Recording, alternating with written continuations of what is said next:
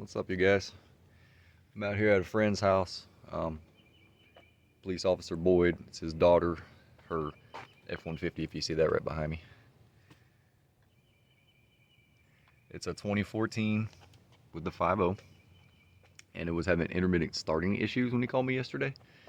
So I came out here today. Battery was about 11.9 volts. I did a resistance test on the starter. Wasn't too good. And these things have a problem with the wire to the starter solenoid. Ford Boss has actually a video of this too. It gets corroded and it'll start to crack, and then you have a bad connection, and sometimes it'll start, sometimes it'll click like it's a starter. Best bet is to replace the starter, but before you do it, put some liquid electrical tape on the wire, and I'll go ahead and show you that wire. So this is the old starter, and it sits in like this. You got your positive for the solenoid. See how this is starting to get corroded?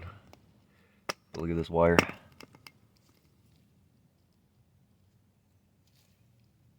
Very, very corroded.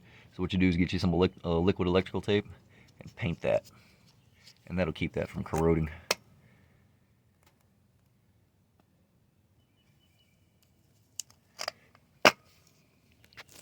If you're having starting issues with your F-150, this is the 5.0. This goes for the 3.52 as well.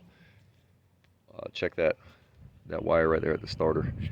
Might as well go ahead and replace it if you're going that far. Put you some liquid electrical tape around it, keep it from corroding, keep it out of the elements. Anyway, like, comment, share, subscribe.